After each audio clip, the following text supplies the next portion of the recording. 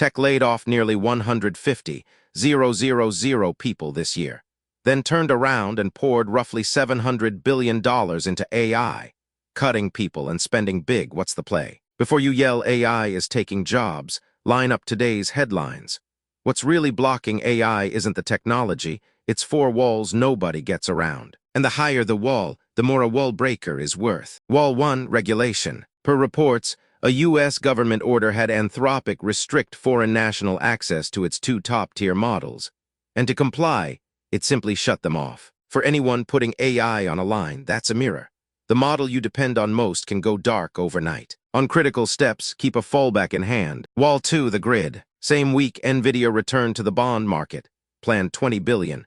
Demand was so hot, orders topped $85 billion, so it upsized to 25. And big tech is pouring around $700 billion into AI infrastructure. Money is clearly not the bottleneck, but pour the money and the power can't keep up. Data centers alone now burn close to a top 5 consumer nation's electricity, and new ones are already queuing for power and grid connection. Next time someone says compute is infinitely cheap, remember, that power bill lands on your production line's cost sheet eventually. Walls 3 and 4 together, cost and trust. On cost, Cloudflare just pulled in a team that slims models down and cuts inference cost, and China's Kimi and Mini Max are all racing to make each call cheaper. For AI to actually get used, it's not about parameter size. It's how low your unit cost goes. On trust, it gets interesting.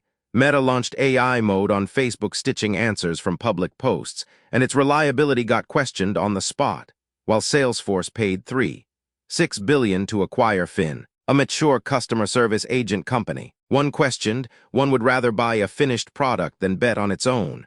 At the landing step, what an organization lacks most is the nerve to trust it. Line up all four walls, regulation, grid, cost, trust, and not one is the sci-fi AI takes your job. Remember that gap from the top. 150,000 laid off, 700 billion poured in. What it shows isn't AI not needing people. It's that people in this field have to reposition. Off the workstation that gets replaced, onto the line that helps tear these four walls down. The higher the wall, the more a wall breaker is worth. So next time an AI headline blows up, don't ask what did it just disrupt, ask 3 things. Which wall does it stall on, who ends up paying, and what does it mean for my job? Follow me, every day I dig through the big AI stories, and keep only what's useful to people who actually do the work. Of today's stories, which one do you most want me to break down? Name one in the comments.